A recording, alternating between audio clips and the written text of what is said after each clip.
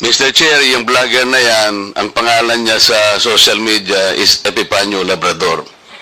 Hindi ko po siya kilala. Narinig po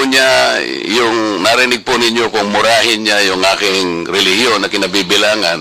Ng Iglesia ni Manalo. Iglesia ni Manalo na Diablo na nagsasabing Iglesia daw ni Kristo. At pati po ako pinagmumuran niya, tinawag po niya akong demonyo, lahat.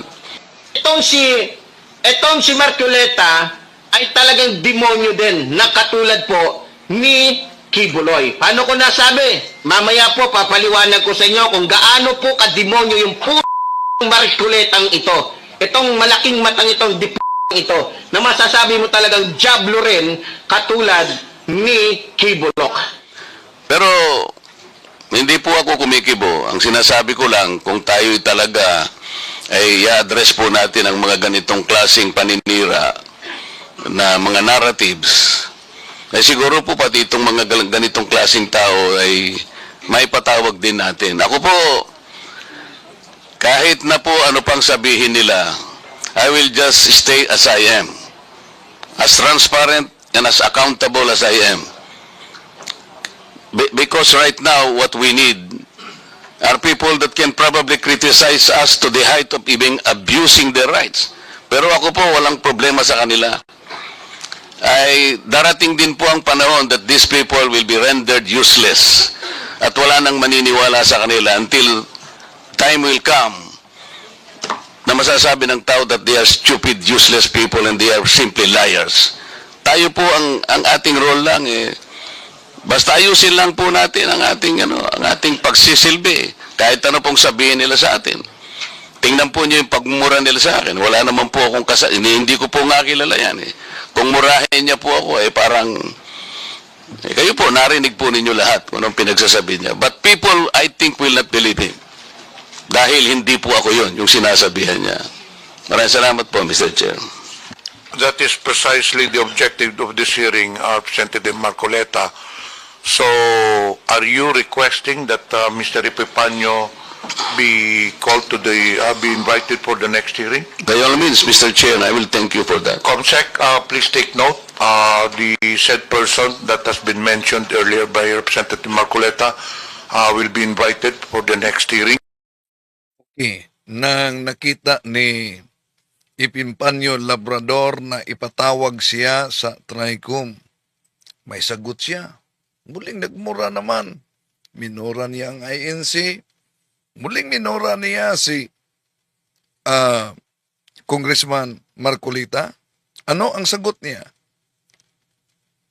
Tatalakayin natin. Kasi lungalingan, pag palaging inulit-ulit ay magmukha talagang katotohanan para sa ating mga kapatid na kulang ang kaalaman. Ang pagkadaya ay maranasan sa iba't ibang paraan. Pero napakasakit pag madaya tayo sa pananampalataya. Dahil nanganib pati ang ating kaluluwa. Viva Cristo Rey! Pro Dio et Ecclesia!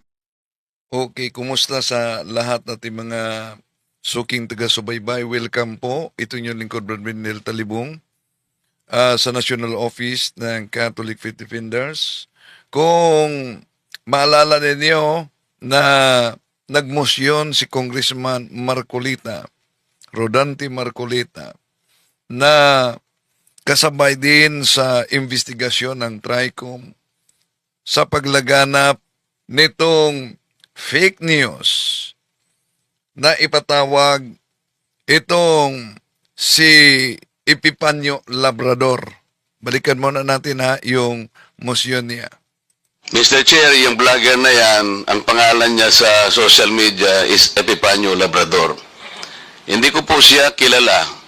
Narinig po ninyo kung murahin niya yung aking relihiyon na kinabibilangan. Ng Iglesia ni Manalo. Iglesia ni Manalo na Diablo na nagsasabing Iglesia daw ni Kristo. At pati po ako pinagmumuran niya, tinawag po niya akong demonyo, lahat.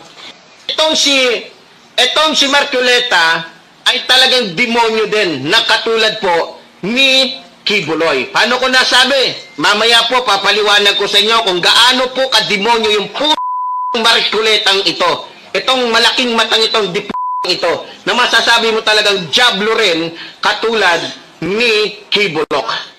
Pero hindi po ako kumikibo. Ang sinasabi ko lang, kung tayo talaga ay i-address po natin ang mga ganitong klaseng paninira na mga narratives, ay siguro po pati itong mga ganitong klaseng tao ay may patawag din natin. Ako po, kahit na po ano pang sabihin nila, I will just stay as I am. As transparent and as accountable as I am. Because right now, what we need are people that can probably criticize us to the height of even abusing their rights.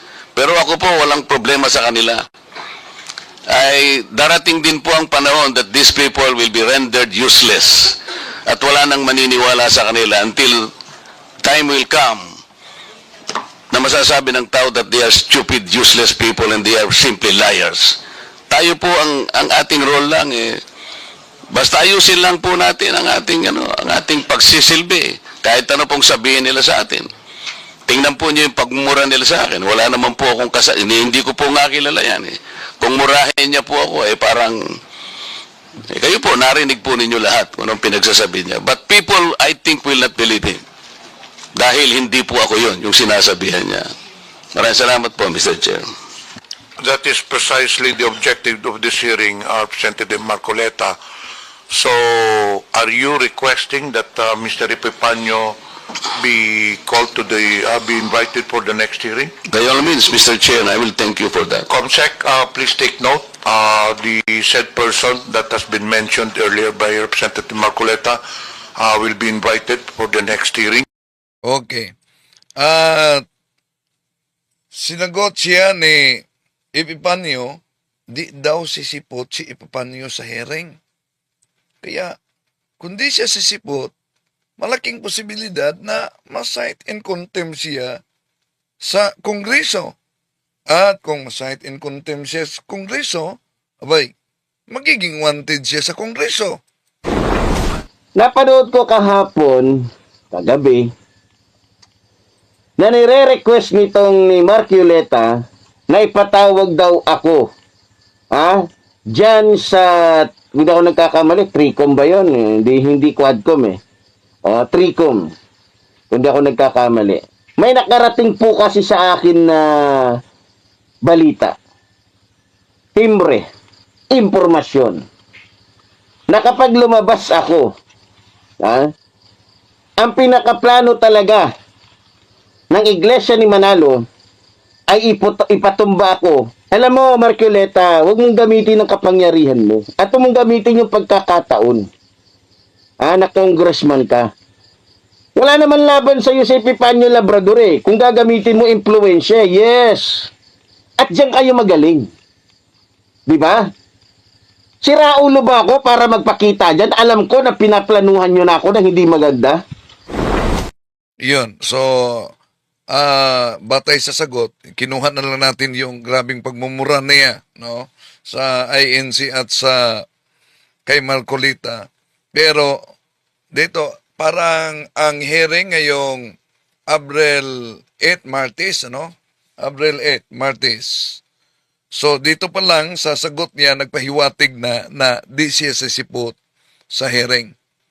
Kaya, kung di siya sisipot at inimbita siya sa hearing,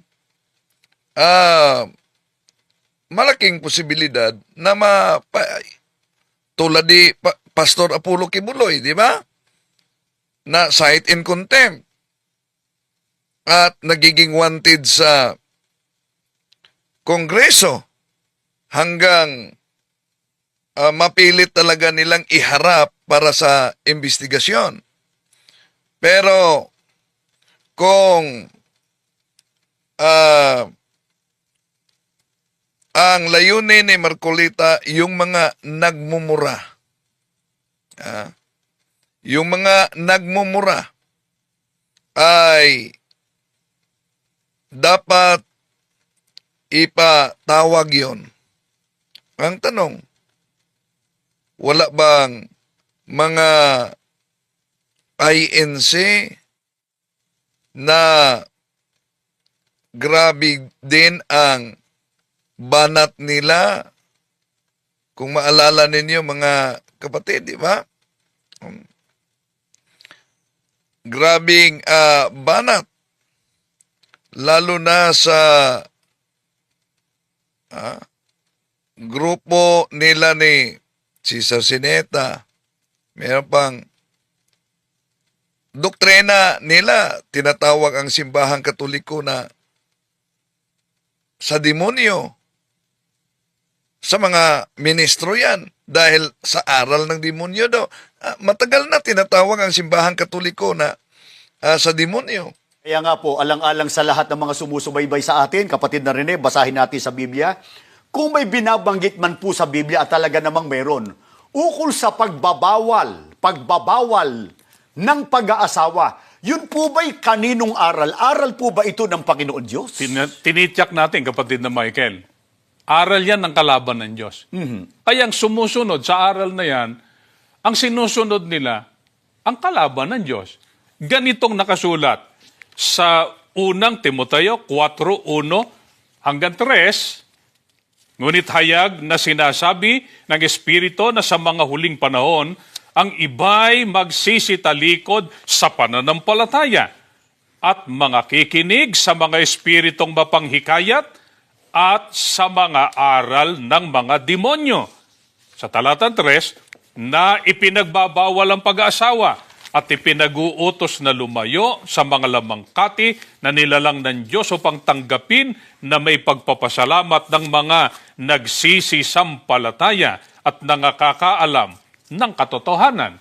Sa mga talatang binasa po natin ng ukol sa pagbabawal ng pag-asawa, aral yan ng mga demonyo. Hindi aral ng Diyos, kapatid na Michael. Kaya ba natin binasa po ang talatang yan para tuligsain ang simbahang katoliko? Hindi, kundi para maunawaan ng ating mga taga-subaybay, lalo't mga nagsusuri, na sa pagsunod ng tao sa aral na yan, matatalikod siya sa pananampalataya. Yun. Matagal na nilang tinira ang simbahang katoliko dito. At ginamit yung mga pagchachap-chap sa mga aklat katoliko. At maliban dyan, yung mga tinatawag na INC vlogger. Di ba? Grabe ang banat nila sa simbahang katoliko. Sandali. Yung INC vlogger. Grabe ang banat, lalo na si ito ba? Isang CF Sandali. Yung grabe talagang banat nila. No? Sandali, ito ba? Ito din. Kung sasabihin nila na fake news, ba't piniki sa pagbasa dito ng ministro ang aklat katoliko na ipakita na natin ito. Pero ang mastermind, matuturo sa inyong libro, gusto na po, they all together fantastic to say that the remote beginning. They all together fantastic to say that the remote beginning. So they all together fantastic to say. Hindi naman yan ang nakasulat. Pero piniki yan ng pagbasa.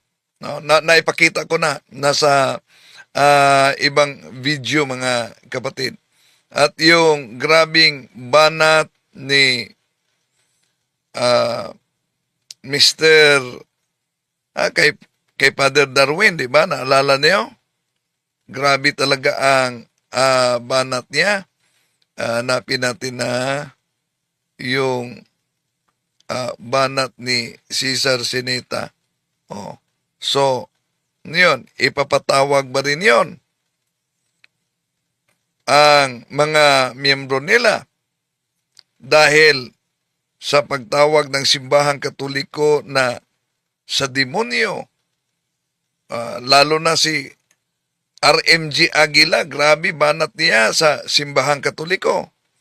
Ang tanong, kaya ba ni Congressman Marcolita na ipatawag yung mga INC vlogger na grabe. Alam naman siguro nila na grabe talaga ang banat. Pero dito, abangan natin mga kapatid, no? Abangan natin kung ano ang takbo sa Abril 8 dahil nagpahayag na si Epifanio na di daw umano siya haharap. So, abangan din ninyo dahil sa pagkakataong ito, muling sasagutin natin si Miss Michelle Hapina at ako ang magtalakay. Bakit po hindi naniniwala ang Iglesia ni Cristo? Ano daw? Ulit. Ang Iglesia ni Cristo, di talaga naniniwala na si Cristo ay tunay na Diyos. Yun. Bakit ang INC di naniniwala na si Kristo'y tunay na Diyos? Tatalakayin natin ito. Ako ang inaatasan ngayon sa punto por punto. So, kung maalala ninyo, si Miss Michelle kasi, sabi niya na dapat ipaabot umano sa akin na sinagot niya ako. Pakiparating mo po ito ha kay Mr. Tampered mo. Okay? Pakiparating mo na may isang Michelle Japina na tumutuligsa sa kanyang ginagawa at sinasabi. Ayan, shoutout po sa'yo, brother. Mawalang galang with all due respect. Nireaksyonan lamang po kita. At pwede kang sumagot. Sige po. Makipag-agremento ka pa sa akin dyan. Ano pang masasabi mo? Manood ka, nanood na po ako. Hindi po ako yung tipo ng magre-reaksyon na babato ng alam kong babalikan ako, wala ako ibabalik. So, wala daw siyang di siyang pwedeng mabalikan pag siya ang magreaksyon. Kaya, sinagot na natin siya at ang komento niya. Ako din po, sinama mo na sa content mo kanina. Ako po nagpapaliwanag lang, Sir Wendell, with all due respect po. Yun.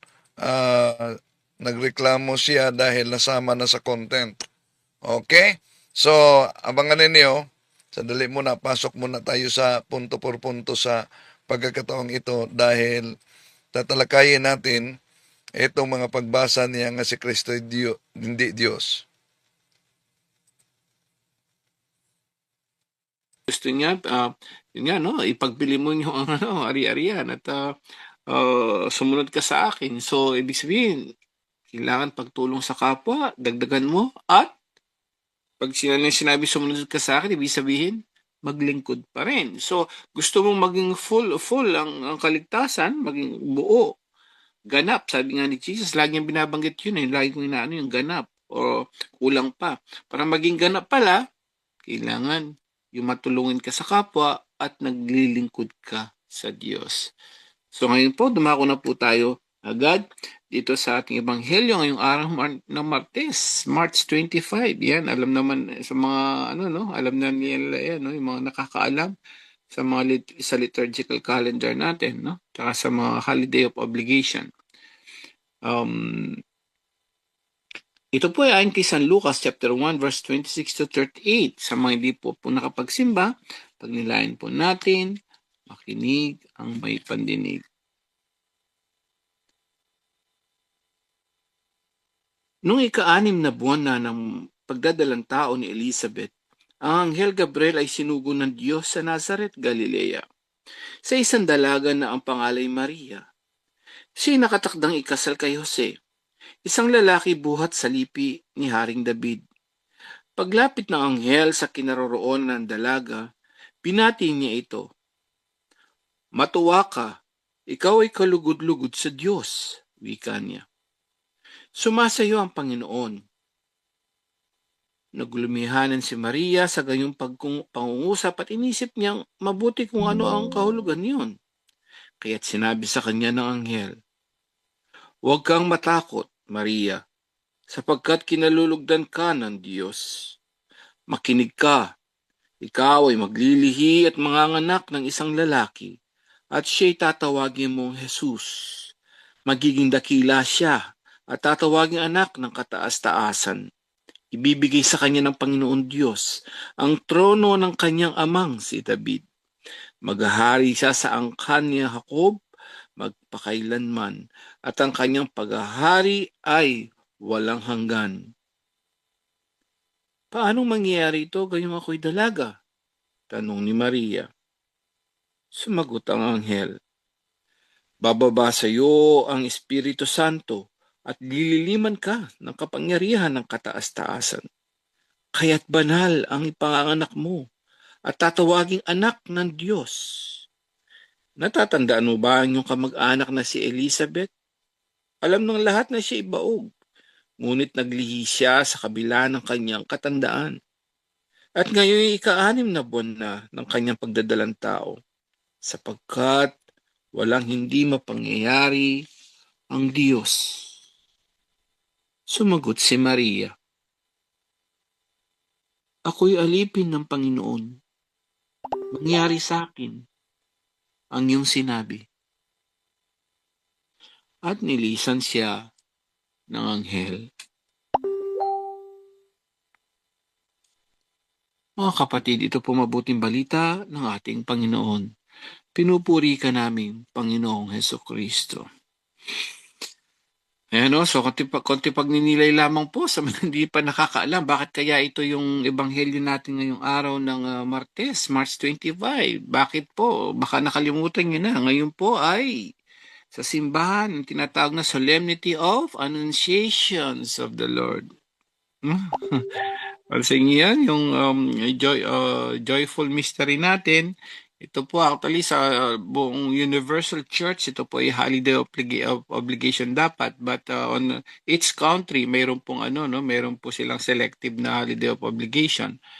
Na sa Pilipinas, 3 lamang. Pero in general po, pangkalahatan, ito po isa sa pinakamahalagang pangyayari actually, isa sa pinakamahalagang pangyayari, ang mabuting pagpapahayag ng mabuting balita ni Archangel Gabriel, Anghel Gabriel sa ating mahal na Birheng Maria na siya'y maglilihi.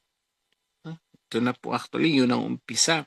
Ngayon, tingnan po muna natin, tingnan mo yung connection, tingnan natin yung computation ng simbahan. Kaya tama-tama, March 25 po, Una, bakit mas matanda ng, tingnan nyo, 6 na buwan si tama-tama yung tingnan nyo po yung orders ng month. Si John the Baptist, nauna siya. Di ba? 6 months. Alam niyo po ba ang kapistahan? So 6 months, March 25, 3 months na lang po, ipapanganak naman si John the Baptist, si Juan Bautista. Ngayon, computing nyo naman, bakit December 25, March 25, computing nyo po, 9 months sakto.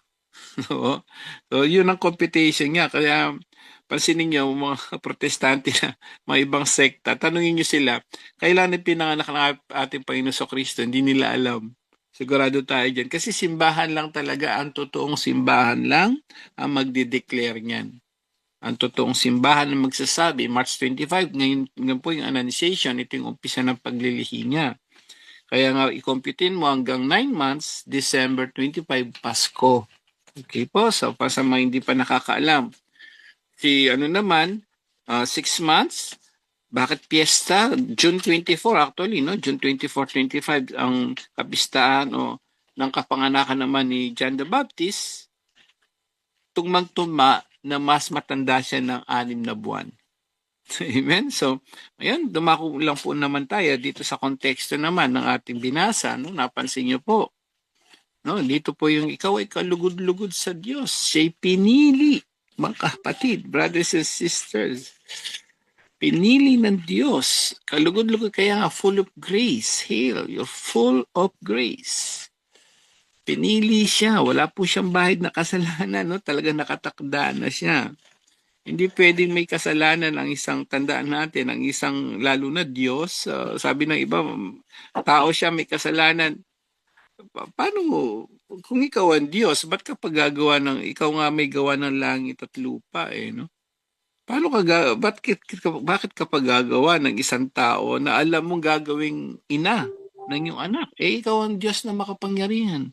Ba't ka papipili nung may kasalanan, di ba? Hindi ka ba pwedeng gumawa ng walang kasalanan? Of course, pwede. Kaya nga sinabi niya rito, dito po sa 37, no, walang hindi makapangyayari sa Diyos. Ibig sabihin, for with God, nothing is impossible. So bakit siya magbibigay ng nanay ng anak niya mismo? Siya ay Diyos at mismo Diyos ang ipapanak. Bakit siya magpipili pa ng makasalanan na kagaya ng mga magulang natin, di po ba? Mga kababaihan sa buong mundo. Nakakalungkot lang, no? Yung sinasabing may kasalanan siya, ganito siya. Hindi nila alam, siya nga ang daan, no? Yung daan ng kaligtasan ng buong sanlibutan. Ito yung umpisa. At napakaganda pa ng sinabi rito ng Archangel Gabriel. Ang sabi niya, lililiman ka ng kanyang kapangyarihan ng kataas-taasan. Grabe, nandun yun, liniliyo o i-cover ka na, no? Kukoveran ka. Kukoveran na siya ng mga kasalanan, ng kung ano man yan. Kukoveran siya, lalo na sa kasalanan. Hindi pa pwede siya magkasala. Kapatid. No? Ngayon, tingnan natin ang konteksto. Bakit kaya, bakit kaya sabi niya, huwag kang matakot? Bakit huwag kang matakot? Kasi, tandaan po natin yung kultura ng mga Hudyo during that time. Kapag ka nalaman, napakadelikado na pwedeng mangyari sa ating mahal na Birheng Maria. Kapag nalaman nilang nabuntis siya, na wala siyang asawa, pwede siya mamatay. Buhay niya ang nakataya rito. Buhay niya nakataya rito na pwede siya death penalty, stoned to death. Babatuhin siya hanggang mamatay. Bakit siya nabuntis na walang kasalanan? So, yun ang isang doon na sa kanya, pwede masabi natin na pwede siyang humindi, pero umuo siya. Ano sabi niya rito? Napakaganda na sagot niya. Dito po tayo sa sagot niya. Ako'y alipin ng Panginoon, mangyari sa akin ang iyong sinabi. Bakit kaya sinabi ng ating mahal na Birheng Maria yon? Bakit? Alam niya, si Archangel, Gabriel, hindi yan maghahatid ng fake news. Amen? Sigurado kapag sinabi ng anghel, magkakatotoo at totoo. Hindi ngayon sa balita ngayon, puro fake news. Tingnan natin yung source ba? Saan ba yung source ni Anghel Gabriel? Ang sabi rito, napakalinaw po. Sinugo siya ng Diyos. Yung source niya, mismong Diyos sa kataas-taasan. Ay, hindi siya pwede mag-fake news. Kaya sabi ng she knows, alam niya. Ito'y sugo ng Diyos, anghel ng Diyos. Talagang she surrendered her life. Alam niya, poprotektahan siya ng Diyos. Amen? Yun po yun. So pagdating sa Diyos, sa mga salita ng Diyos, pagpapaalala sa atin lahat, huwag kayong mag-alala. Pag sinabi ni Jesus, seek ye first the kingdom of God and His righteousness, everything will be added unto you. Pag sinabi ni Jesus, unahin niyo ako sa lahat ng bagay, lahat ng kailangan niyo, ibibigay niyo yun. Yun po yung kasiguruhan ng ating banal na kasulatan ng Biblia at ng Diyos na sinasabi rito. At anong pwede nating matutunan dito? Pansinin niyo. Ang Diyos, pansinin niyo, dumaan kaya sa ating mahal na Birheng Maria. Yun po, no? Diyos, papunta kay Maria, ating mahal na Birheng Maria, ipinanganak siya. Tayo rin po ngayon, pwede tayong dumaan sa mahal na Birheng Maria, papunta sa Diyos. Amen? Lalo na papunta sa kanyang anak, sa ating Panginoon Kristo. Ganun yun. So, hindi pwede. Sasabihin nila, ba't ka pa dadaan kay sa mahal na Birheng Maria daw? Ba't ka pa dadaan kay Maria? Tanungin mo sarili mo. Diba? Bakit pinadaan pa ng Diyos kay Mama Mary si Jesus? Yung tinatanong nila sa atin, hindi nila alam na hindi nila alam, kine-question nila ang Diyos. Din sana tanungin mo ang Diyos, ba't pinadaan niya pa kay Mama Mary? Ganun ang dahilan, kaya tayo pwedeng dumaan kay Mama Mary. Amen? Yun ang hindi nila naintindihan.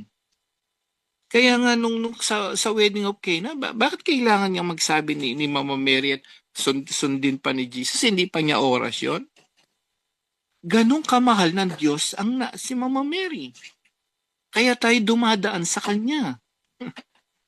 At ang panghuli po, siya po, nung naglihi na siya, yun na, nandun na yung magandang balita.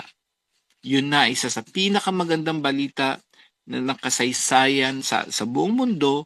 Ito'y mabuting balita tungkol sa kaligtasan. At alam niyo po, panghuli, doon nga sa apparition ni Mama Mary, anong sabi niya doon?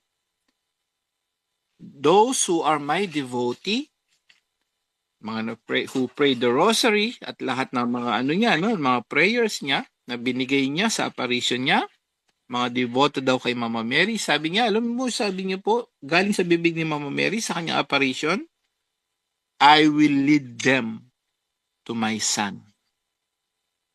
Sarap, no? Paalala po, ang sabi niya, those who are my devotee, mga devoto kay Mama Mary, sabi niya, I will lead them to my son. Amen. Ilan po, naway gawain tayo ng banal na espiritu ngayong gabing ito. To God be the glory. Salamat po. Back to you, Bro Jando, and God bless sa ating magka-topic ngayon, si Brother Wendell Talibong. Bro Jando. Okay, so tingnan ko muna dito sa sa ating Zoom kung nandiyan na ba si Brother Wendell. Wait lang ha. Ayan, nandiyan na si Brother Wendell. So, ibigay ka Brother Wendell para sa kanyang greetings at sa kanyang topic. Brother Wendell, good evening sa iyo. Good evening, Bro Jando. Good evening sa ating mga kasama ngayon. At sa pagkakataong ito, mga kapatid, muling sasagutin natin ang ating kapatid sa INC, lalo na si Miss Michelle Hapina ng INC. May panawagan siya na kung maari, sasagutin daw siya. Etong panawagan niya. Pakiparating mo po ito ha kay Mr. Tampered mo. Okay, pakiparating mo na may isang Michelle Japina na tumutuligsa sa kanyang ginagawa at sinasabi. Ayan, shout out po sa iyo, brother. Mawalang galang, with all due respect, ni-reactionan lamang po kita at pwede kang sumagot. Sige po, makipag-agremento ka pa sa akin dyan. Ano pang nasasabi mo? Manood ka, nanood na po ako. Hindi po ako yung tipo ng magre-reaction na babato ng alam kong babalikan ako, wala ako ibabalik. Yon ang kaniyang pahayag, at nang sinimulan na natin siya sa pagsagot, nagreklamo siya bakit daw nagiging content na siya. Ako din po, sinama mo na sa content mo kanina. Ako po nagpapaliwanag lang Sir Wendell, with all due respect po. At may paliwanag siya, gamit pa niya yung referensya. Yung referensya, yung Bible na binasa ko, yun din ang binasa niya. Pakinggan natin siya dito. Bakit po hindi naniniwala ang Iglesia ni Cristo? Ano daw? Ulit. Ang Iglesia ni Cristo, di talaga naniniwala na si Cristo ay tunay na Diyos. Hindi daw po naniniwala ang Iglesia ni Cristo na si Cristo, hindi daw po naniniwala ang mga tulad namin Iglesia ni Cristo na si Cristo ay Diyos. Okay, mawalang galang na po. Again, disclaimer po, ito po ay sasabihin ko lamang po ayon po sa aking natutunan at konting kaalaman kung bakit ako ay makapagsalita ng ganito. Ito po ay naging aral sa amin, naging doktrina, at bago ako naging INC, ito ay aking sinampalatayanan. Para po sa kaalaman natin, mga mahal nating kababayan, mga kaibigan at kapatid sa Iglesia Katolika, isishare ko lamang po sa inyo to, but it doesn't mean na inaatake ko ang inyong paniniwala. Okay, ito po ay sa part ko lamang po. Okay, at sa aming mga Iglesia ni Cristo na kung magugustuhan nyo po ay sana po magsuri kayo magsuri din po kayo at kayo din po ang makiramdam at umalam kung ang tinuturo po ba sa Iglesia ni Cristo ay masama o mabuti. Kung ang tinuturo ng Iglesia ni Cristo ay pawang kabutihan at katotohanan. Una, bakit po ba ang INC, pag sila'y gumagamit ng aklat katoliko, ay pinag-chap-chap nila? Halimbawa, yung paliwanag ni Ramel Parva na Juan Kapitulo 1, versikulo 1, ang ating Panginoon Jesucristo na tinatawag na verbo, ano daw ang kahulugan gamit itong Biblia na ito na ginagamit din nila kay Padre Juan Trinidad. Pakinggan muna natin si Parva. Ito. At sa isa pang aklat na pinamagatang ang kabanal-banalang isang tatlo Sandali ay muna. tinawag niyang isang uri ng banaag Sandali. ng kaisipan na nagmumula sa Ama. Sana napansin niyo na ang salita o yung logos ay kahayagan ng kaisipan. Nang ang salita o logos ay hindi pa ipinahayag o hindi pa lumalabas sa bibig ng Diyos, ito ay salita na nasa isip kayo. Ang ginamit niya ay ang footnote sa Juan Kapitulo 1, versikulo 1. At alam niyo ba, talagang nakasulat naman yung footnote na ginamit ni Ministro Romel Parva. Pero may iniwasan siya dahil ito kasi ang talagang nakasulat, mga kapatid. Ang binasa niya, ito makita ninyo, at ang anak ay tinawag niyang isang uri ng banaag ng kaisipan na nagmumula sa Ama. Ang pahayag nito ay si Santo Tomas de Aquino. Pero napansin niyo ba ano ang iniiwasan? Ito na kotisyon ang ginagamit upang ipaliwanag na yung Juan Kapitulo 1, versikulo 1, Juan Kapitulo 1, versikulo 14, ay hindi Diyos ang ating Panginoon Jesucristo, kundi ayon daw sa paring si Padre Juan Trinidad at ang anak ay tinatawag niyang isang uring banaag ng kaisipan na nagmumula sa Ama. Pero may iniwasan. Ito ang iniwasan. Ginamit ni San Juan ang pananalitang verbo upang maipakilala niya ang walang hanggang pagka-Diyos ni Jesus. See? Pagkatapos, sasabihin nila na tayo ang nag-tampered, sabi nila, pero ang kanilang aral ay malinaw na isang tampered din. Hindi lang yan. Maliban dito, para pabulaanan nila na ang ating Panginoon Jesucristo ay Diyos, ginagamit din nila itong aklat na ito. Ang pamagat, ang may akda ay si Padre Pedro Sevilla, ang kabanal-banalang isang tatlo, ang Diyos ng mga Kristiyano. Ano po ba ang ginamit ng ministro ni Manalo? Panoorin niyo. At sa isa pang aklat na pinamagatang ang kabanal-banalang isang tatlo, ang Diyos ng mga Kristiyano, sa pahina 32 ay ganito rin ang ating mababasa.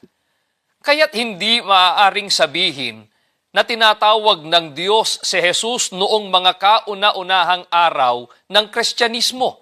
Batay sa mga aklat na binasa natin, na sa kaisipan ng mga unang Kristiyano ay walang doktrina ukol sa pagkadiyos ni Kristo. Yan. Nasa aklat umano dito na walang doktrina ukol sa pagkadiyos ni Kristo. Mga kapatid, talaga namang nakasulat ang binasa niya, pero walang nakasulat na walang doktrina tungkol sa pagkadiyos ng ating Panginoon Jesucristo. Bakit? Ito, pansinin ninyo, ito ang binasa niya sa naturang aklat, pahina 32. Ito ang binasa niya. Nakita nyo ba? Kaya't hindi maaring sabihin na tinatawag ng Diyos si Jesus noong mga kauna-unahang araw ng Kristyanismo. Kaya ang konklusyon niya, wala pang doktrina na si Kristo'y Diyos. Alam niyo ba may iniiwasan ang ministro? Ito ang iniiwasan niya. Si Jesus ang Panginoon. Sa pahayag na ito, ibinibigay ng mga unang Kristiyano kay Jesus ang titulong Kyrios, na ayon sa binabanggit na natin ay siyang saling ginagamit ng Septuaginta para sa pangalan ng Diyos na Yahweh o Adonai. Nagkakaroon ng utay-utay na pag-unlad sa pag-unawa sa pagiging Diyos ni Jesus at ginamit ang titulong Diyos para sa Kanya. Napansin niyo ba, mga mahal na kapatid? Ginamit lang nila yung kapirasong quotation at sinama na ang konklusyon. Kaya mag-ingat po. Tuloy natin si Miss Michelle. Okay. Dito po, sa kanya pong mismong ipinost sa kanyang sa pagla-live niya. Sabi po niya dito, ayan o, sa Dynamic Bible po. Siya Sandali, gamitin nating Dynamic Bible. Pero alam kaya ng mga INC ang nakasulat sa Pasugo Magazine nila ni Benjamin Santiago na ito ang nakasulat? Kaya't ang ating Panginoong Hesukristo ay hindi tunay na Diyos na lumalang sa langit at lupa, kundi tinatawag lang na Diyos. Bakit siya tinatawag na Diyos? Sapagkat siya'y kinaroroonan ng mga salita ng Diyos, gaya sa ating mababasa sa Juan Kapitulo 12:42. Ano daw? Tinatawag na Diyos, ngunit hindi tunay na Diyos. Ay aminado pala sila sa pasugong ito na ang ating Panginoon Jesucristo ay tinatawag na Diyos. Bakit daw? Sapagkat siya ay kinaroroonan ng mga salita ng Diyos gaya ng ating mababasa sa Juan 12:42. Oh. Iba talaga, no?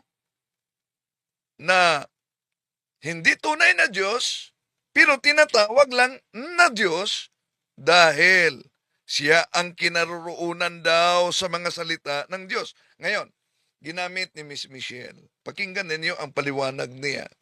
Sa Bible na ito na palagi din ginagamit ng INC. Bakit? Dahil kung tingnan kasi ninyo, ang salin na ito, lalo na sa unang Korinto 5:12 at 13, may mabasang Church of Christ. At basta Church of Christ, yun ang narehistro nila, kahit pa aklat Katoliko o Biblia man, basta Church of Christ, aangkinin nila yan. Pero ito ang paliwanag ni Miss Michelle kung bakit ang ating Panginoon Jesucristo ay hindi Diyos. mismo ang nag-post po nito. Sa John So ako daw ang nagpost sa naturang aklat, Bible. Ito, gamit ito, Unlock Dynamic Bible New Testament. John chapter 8:28. Ayan. Dynamic Bible po ito. Sabi po dito, Jesus said, okay, makinig po tayo mga mahal. So makinig kayo dahil pakita natin ang Dynamic Bible habang binasa niya. Pakita natin mga kapatid, Dynamic Bible. Sige, ito ang mabasa. Ito ang kanyang sabi. Nating kababayan at kaibigan. Jesus said, when you lifted me up on a cross to kill me, the Son of Man. Sino po nagsasalita? Ang ating pong Panginoong Jesus. Me, the Son of Man. You will know that I am God, and you will know that I do not do anything on my own. Okay? On my own authority. Hindi daw po niya yon ginawa para sa kanyang sariling autorisasyon. Okay? Instead, I only say what my Father, may tinawag po siyang Father. Instead, I only say what my Father has taught me to say. He who sent me is with me, and He has not left me alone because I do only things that delight Him. Okay, ibig po sabihin dito, nahirapan naman ako sa English, ay sinasabi ng ating Okay lang yan, kaya mo yan. Pero, nabasa mo, eto, di ba? Jesus said, when you have lifted me up on the cross to kill me, the Son of Man, you will know that I am God. Pero anong paniwanag niya? Hindi maaaring ang ating Panginoon Kristo ay Diyos daw dahil may Ama siya. Panginoong Jesus na hindi niya ginawa ang mga bagay na yan sa sarili niyang kagustuhan, kung hindi sa kagustuhan ng kanyang Ama. Na, ayan ano, again, ulitin ko po Jesus said, when you have lifted me up on a cross to kill me, the Son of Man, okay? You will know that I am a God, and you will know that I do not do anything on my... Oh, so paano na yung mabasang you will know that I am God? Ha? Ang linaw sa binasa niya, di po ba? own authority. Instead, I only say what my Father has taught me to say. Okay? May nag-utos sa kanya. Sorry po, ako nagkakamali ako ng English, pero merong kalooban na kanyang sinusunod at hindi ang kanyang kalooban. Okay? He who sent me is with me, and He has not left me alone because I do not only things that delight Him. Kaya po ang Iglesia ni Cristo ay naniniwalang ang ating Panginoon Diyos po ay hindi... Ano? Ang Panginoong Diyos daw ay hindi, ano? Ang Panginoong Diyos ay hindi Diyos? Okay?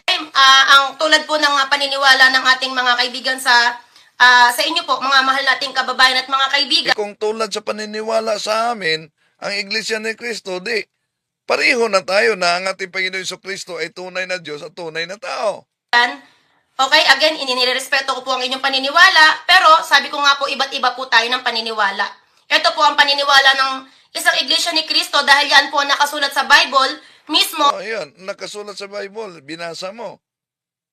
Na dahil naghanap sila ng litra por litra na mabasa ba ang inamin ng ating Panginoon Kristo na si Diyos. So, sa salin na ito'y ginagamit ng incident. Malinaw, di po ba? Sa Bible po ng Catholic. Hindi yan. Hindi ito Catholic translation. Miss Michelle, hindi ito Catholic translation. Tuloy natin. Na ginagawa din pong pakikipagdebate nitong nagpapakilalang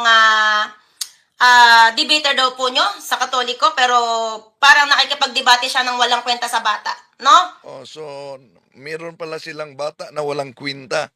Yung pakipagdebate daw umano ay pakipagdebate sa batang walang kwenta. Meron ba kayong batang walang kwenta? Para sa atin, bawat bata ay mahalaga. Pero para sa kanila, may bata para sila na walang kwenta. Makipagdebate daw sa batang walang kwenta.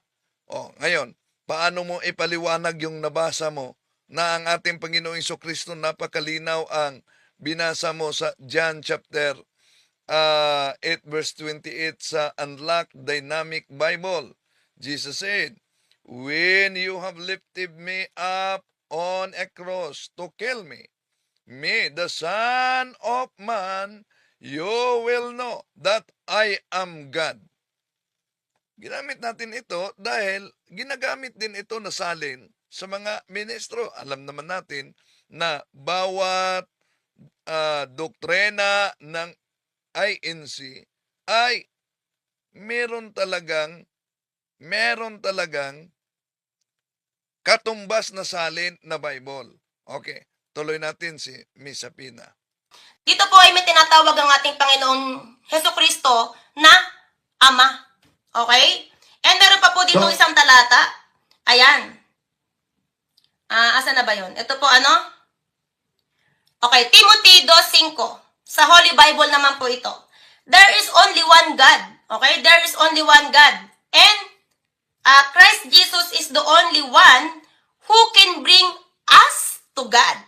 Again, hindi po sa akin galing to ha, binabasa ko lamang po, galing din po ito dun sa debater ng Catholic na pinakikita ko sa inyo kanina. Sabi po dito sa Timothy 2:5, Galing sa aking channel, kinuha niya yan. Pero, may iniwasan si Miss Michelle. No, di mo pinakita. Wala naman tayong tutol na ang ating Panginoon Kristo ay tunay na Diyos at tunay na tao. Dahil ang doktrina ng simbahang Katoliko, hypostatic union, tunay na Diyos at tunay na tao. Kaya, yung ginamit nila, yun ang kadalasang ginagamit ng mga ministro. Pero may iniwasan sila. Ito. Bakit ang isang iglesia ni Kristo ay naniniwala po na ang ating Panginoong Hesus ay hindi po siya mismo ang talagang Diyos na matatawag, kung hindi anak po siya ng ating Panginoon Diyos na isinugo, okay? Para po tubusin ang ating mga kasalanan sa pamamagitan ng kanyang banal na dugo. Okay? Sabi po dito sa Timothy 2:5, there is only one God. May nag-iisang Diyos. And Christ Jesus is the only one, okay? Christ Jesus is the only one who can bring us to God. Okay? Si Kristo daw po ang daan upang makarating tayo sa patutunguan, patungo sa ating Panginoong Diyos. Okay? Jesus was truly human and He gave Himself to rescue all. Philippians chapter 2 verse 6, Contemporary English Version, Christ was truly God, but He did not remain equal with God. Yan ang iniwasan ni Miss Michelle dito. Tuloy natin. Ayan. Again, nirerespeto po natin ang bawat isa sa paniniwala natin. Dito lang po tayo sa agrumento na nagpapakilalang debater pero wala po siyang masasabing tino sa pakikipagdebate dahil ginagawa lang niyang kalokohan yung pang-aasar sa kanyang kadebate. Pero mismo sa Bible po, na talata po sa Bible na kanyang ishiner, ayan po Bakit ang isang iglesia ni... Okay. Biglang nawala ang ating... Okay. So, tuloy natin. Ako mo ang nawala, biglang nawala ang linya. Okay, tuloy natin. Kristo hindi naniniwala ang ating Panginoong Hesus Kristo ang Diyos dahil nakasulat nga po dito, Jesus is the only one who can bring us to God. Kahit po sabihin natin hindi ako so Jesus, the only one who can bring us to God. At binasa niya, yung binasa din ng mga ministro, ang contemporary English version na ito ang mabasa, there is only one God, and Jesus and Christ Jesus is the only one who can bring us to God. Jesus was truly human. Kaya, kung nabasa nila na Jesus was truly human, ang konklusyon nila, hindi siya Diyos. Dahil tunay na tao siya. Ba't naman itong ginamit ko na iniwasan niya? Contemporary English Version. Philippians chapter 2 verse 6. Christ was truly God, but He did not try to remain equal with God. Yon. Ba't kaya iniwasan yon? Tuloy natin si Miss Japina. See, ano man po ang inyong religious, di po ba? Critical thinking. Sinasabi dito, Jesus is the only one who can bring us to God. The only one who can bring us to God. Di ba? Siya po ang magsesend sa atin sa Panginoon Diyos. Siya yung way. Di po ba? Walang audio? Walang audio na dyan? Okay, tuloy natin.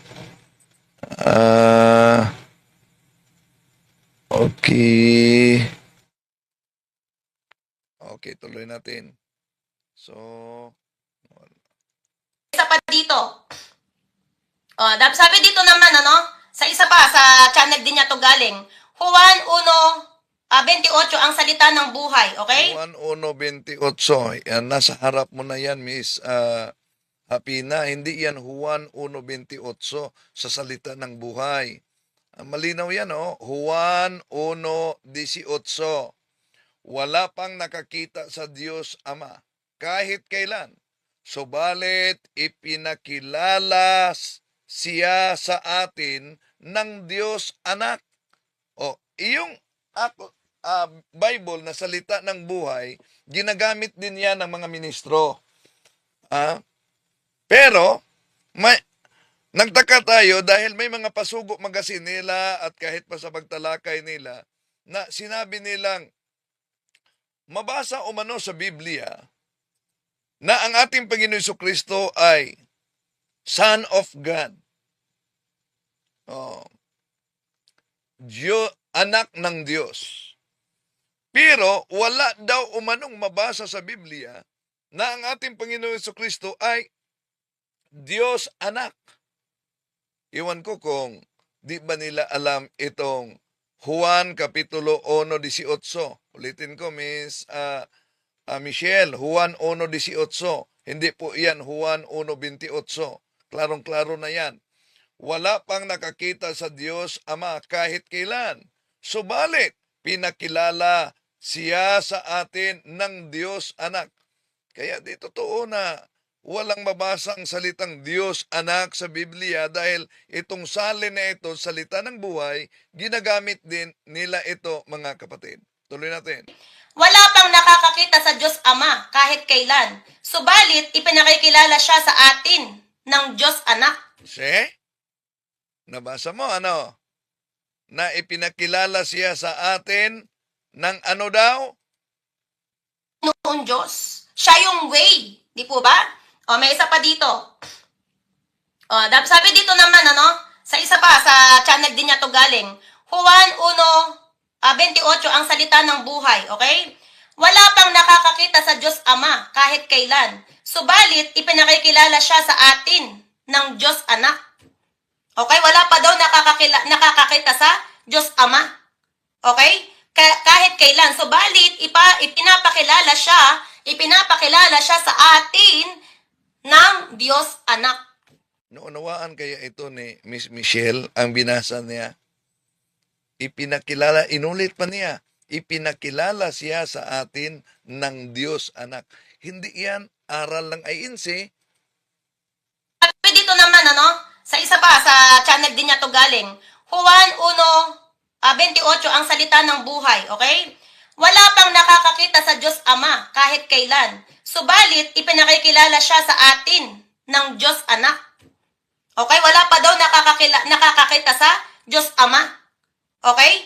Kahit kailan. Subalit, ipinapakilala siya sa atin ng Diyos Anak. Yun po Anong nabasa mo dyan? Diba Diyos Anak? yung tinatawag na anak ng Diyos. Sino po Yung Diyos Anak, yun daw ang tinatawag na anak ng Diyos. ng ating pong Panginoong Hesukristo. So, yan po ay paniniwala lang po sa amin sa loob ng Iglesia ni Cristo, Ako, delikado. Yun daw ang paniniwala nila sa loob ng Iglesia ni Cristo. Delikado channel mo, baka susunod na naman. Sinagot lang natin dahil yun talaga ang kaniyang request na makipagsagutan sa kanya. Di po natin layunin na saktan, pero yun, nilatag natin ang iba't ibang mga salin ng Biblia, ginamit din niya, at ang konklusyon niya, aral daw yan ng INC. Juan 1:28 ang salita ng buhay, okay? Juan 1:28. Hindi yan Juan 1:28. Ulitin ko, Juan 1:18. Malinaw yan. Salita ng buhay. Wala pang nakakakita sa Diyos Ama kahit kailan. Subalit, ipinakikilala siya sa atin ng Diyos Anak. Okay? Wala pa daw nakakakita sa Diyos Ama. Okay? Kahit kailan. Subalit, ipinapakilala siya sa atin ng Diyos Anak. Yun po yung tinatawag na anak ng Diyos. Sino po yun ang ating pong Panginoong Hesukristo? So, yan po ay paniniwala lang po sa amin sa loob ng Iglesia ni Cristo, pananampalataya ayon sa galing din po sa Bible na tinuro sa amin. Okay? At So, yan. Basta paniniwala daw nila yan. Siya na ang mananagot sa kaniyang ministro niyan. Dito na lang. To make his message known is our responsibility. So here we are to pledge our lives to the Lord.